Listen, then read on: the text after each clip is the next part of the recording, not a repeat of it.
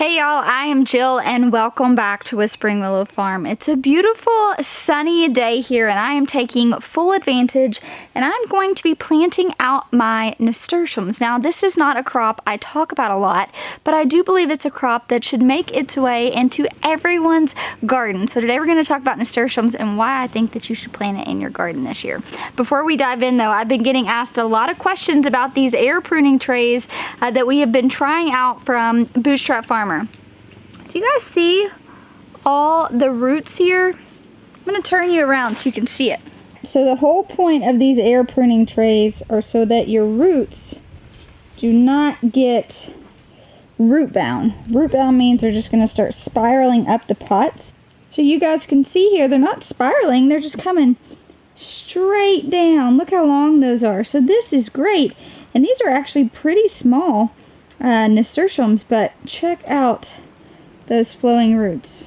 Want to know my thoughts on them, you guys? I have been loving these. In fact, all the things that I've been starting from here on out, I've been doing in these 72 cells because I just find it easier. I do like the potting up method of soil blocks, but we're just kind of in a crazy season here. So I made the statement that I believe everyone should grow nasturtium in their gardens. That's a pretty bold statement, right? There are a lot of people out there. So why is that? You might be thinking, Jill, why should I grow nasturtium in my garden? One, because it is so easy. It is by far one of the easiest crops I have ever grown, and I'm going to share with you a few reasons why I'm growing them this year in hopes that maybe you'll give them a try as well. So one, they are an annual, and what that means is that you do have to replant it year after year. There are also two types of nasturtium varieties. There's a bushing variety that just stays in this nice compacted little bush, which is great if you're working in a small space and you need to grow in a container, but then there's also a vining variety that you can grow up a trellis, which is really beautiful. None of the ones we're planting today in the high tunnel are going to be those vinings because I don't want to have to trellis them,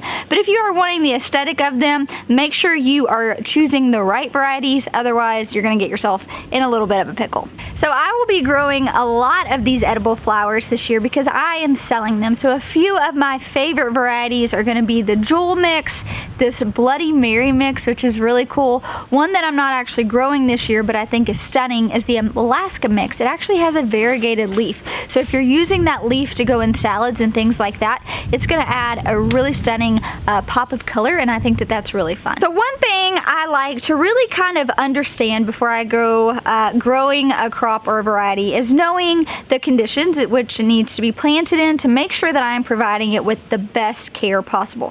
One of the great things about the nasturtium is that it can literally grow in almost any soil condition. It can grow in full sun, which means that its colors are going to be, the flowers themselves are going to be more vibrant and colorful, and if that you're growing them for the sake of harvesting the flower itself, I would say grow it in full sun. But you can also grow it in partial shade, and it's going to put on a lot of the leaf foliage and not so much the flower, but if you're growing that because you want to substitute that for your spinach, then that's great too. Or if you grow them in containers, you can literally just kind of rotate them around your garden for various different reasons. But the soil conditions, so I have grown these in pretty nutrient dense rich soil. I've grown these in clay soil. I've grown these in a container with pretty crummy soil, and honestly they all grow really well. And so one thing I've learned is that they can tolerate a lot. So not only is it super versatile, it is exceptionally easy to grow from seed. So there are these really big brain-like peas is what they look like. So they're really easy if you want to direct seed them or start them from seed and transplant, which is actually what I did. And they germinate so fast because they are such a large seed. And so usually I have germination in around 7 days if they're on a heat mat. Sometimes I've even had germination in 5 days. So that's actually really impressive. It's one of those easy wins, right? I always tell gardeners when you're starting out, if you're wanting a variety that you know you can win at, try to find those easy things. Maybe not some of the things that have a harder time germinating and are a bit more finicky. And so the nasturtium, in my opinion, is really great. It germinates fast. You can grow it in almost any soil condition. It's hard to under or overwater it. And it's just one of those easy crops, super versatile, that you can grow. All right, so let's back up for a minute. What is a nasturtium? A nasturtium is an edible flower. The really cool thing about nasturtiums, not only are they super easy to grow in almost any soil condition, you can grow them in a raised bed, in-ground containers, super versatile for any grower, which is why I think it should be on your list. But it is one of those those edible flowers that you can utilize every single bit of the plant. So like I mentioned, these leaves here are really peppery, so it is a very distinct flavor. I like to kind of compare it to a radish, which is really nice not to base your whole salad on, but to toss it in with other greens. But then they also produce these beautiful flowers that come in an array of colors, and these are beautiful. They have a different type of taste, a little peppery, but I have found that some of these even take on a sweeter note. You can also add these to your salads. You can bake with these. You can add them to cheese boards and butter boards. I've seen so many things done with them. We are actually growing these for a restaurant, and they're going to be using these for their charcuterie boards and garnished on top of their salads and everything like that. And so it's so cool because it's one of those plants that literally nothing goes to waste. Every single bit of it is utilized, which I think is really appealing to many growers. So now that you know what a nasturtium is, now that I've hopefully convinced you that anyone, any gardener on any scale with any size garden can grow one of these things, I'm going to show you how I'm growing them and some of the specs on growing them. All right, I'm going to come at you guys with a little bit of a pro tip. After literally transplanting hundreds of sunflowers every week, I learned a few tricks of the trade. And one of them is to not water your seedlings before you bring them out to plant them. It's actually really nice to let them dry out a little bit. It's going to be way easier to pop out of their cells. You saw how quickly that happened. If I had just watered these, then it's all going to start falling apart. It's going to be really difficult, and it's just not going to be fun to plant. And so I always recommend water your area well before you plant it, but let your seedlings dry out a little bit. And so what I've done is I've come through and I've turned the drip irrigation on, which is really nice too, because depending on your spacing, you can plant where your drip emitters are. And so for a lot of things, we follow the drip emitters for spacing because it's easy math. And then you're making sure that everywhere you're planting a little transplant, you know that it's going to get watered. So I actually like to turn the drip irrigation on. It helps me as a planting guide. Another thing that I like to do is I like to go ahead and lay out everything. So I'm actually going to have to run another line of drip, which I know. And so I'm already planting today, kind of giving myself enough room to run that drip. And so I'm going to do 4 across. So I'm going to have 4 rows that'll be where the drip tape is, and we're going to plant these about every 8 inches. You can plant them further apart. I'm doing a pretty dense planting. So I'm going to go ahead and lay these out to figure out where I am for spacing. Originally I was going to do half of the bed with nasturtiums, half the bed with violas. However, I started a lot of nasturtiums, so I'm either going to have to pivot and plant this whole bed with nasturtiums, or I might just throw some of these in those containers, my green stock, and plant them that way as well.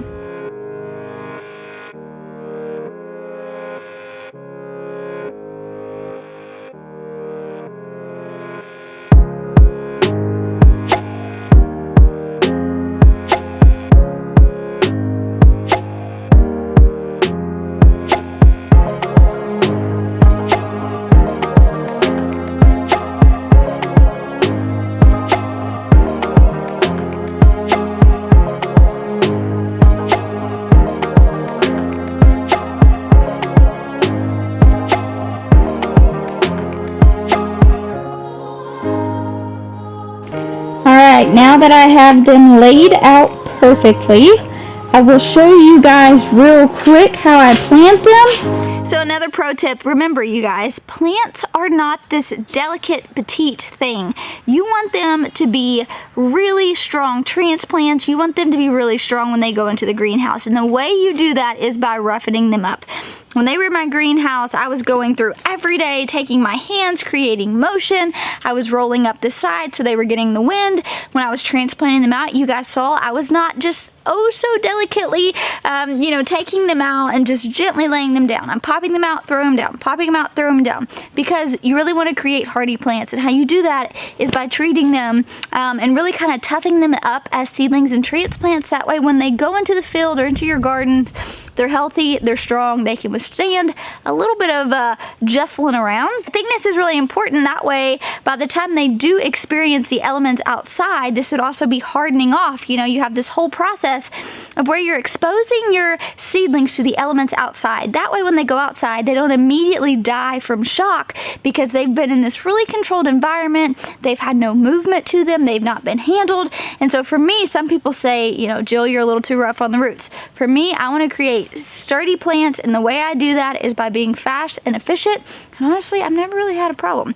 So I really encourage you, get hands on your plants. If you are not to the point of transplanting them out, make sure you have an air or a fan in there to make sure that there's some movement. If not, take your hands, just create some durability in your seedlings. Trust me, you will have way better plants because of this. So now let's get busy planting them.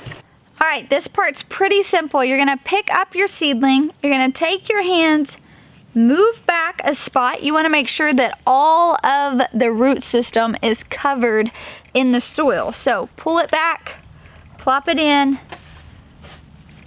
cover it up. All right.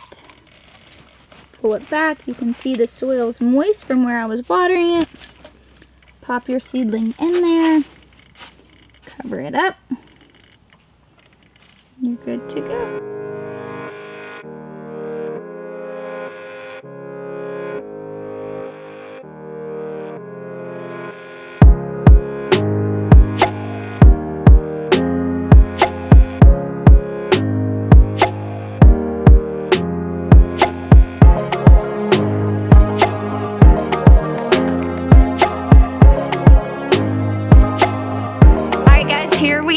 We have planted out our nasturtiums pretty quickly. I am going to water these in well. Thankfully, I timed this right. I put them out today. It's a super hot, sunny day, but I knew that the next few days it was going to be overcast, and so that would give them enough time to get acclimated outside before we started experiencing hot sun again. So know your plants, make sure you've hardened them off properly or you're planting them out properly. And then what I will do as far as fertilizer and follow up with this is we will just be putting Agri-Grow Ultra on here, and that's it. We don't do any other fertilizer. I even have found that nasturtiums don't really need fertilizer. But since I am going to be selling these, I do want to make sure I get as many of those flowers as I can because this is generating revenue for us. So I will tell you, if you are wanting to grow these for profit, there is very little information out there as far as what to sell a nasturtium flower for. Now, most of the time when you're dealing with these edible flowers, I'm not going to be selling a pound of edible flowers. We put these in our smallest clamshells, which end up being around 2 ounces. And so that is definitely going to vary on your market because I have spent a lot of time trying to research, and it has just been a broad market where we actually go to research and figure out the price for flowers. Doesn't even have nasturtiums listed as a flower. So my research has shown anywhere from 25 cents to 50 cents. But then I talked to someone and they said they got over $2 because there was a chef that wanted it for something. So something you are definitely gonna have to figure out your market and your price. But regardless, these are gonna need very little attention after this. We'll have the drip irrigation ran on them, and they're just gonna do great. They're gonna turn into these full bushes. These will all just kind of overlap each other eventually, and I think they're gonna be really stunning. I'm excited to see what the restaurant does with them. I will definitely go and be ordering some charcuterie board, but if you have not considered growing the nasturtium flower, I really highly recommend it. It's gonna be great for any gardener at any scale. That's my favorite thing about it. So if you have not considered growing the nasturtium, I hope this video changed your mind. No matter what scale gardener you are, whether you're growing in containers, in-ground, raised beds, pots on your front porch, this is a crop that you can grow this spring and this summer. So I hope that you will consider it. I hope you grow them and you tell me what varieties you grew. Until then, we will be patiently waiting for these to bloom, and I will definitely do a follow-up video on this. But thank you guys for hanging out with me. I'll talk to you soon.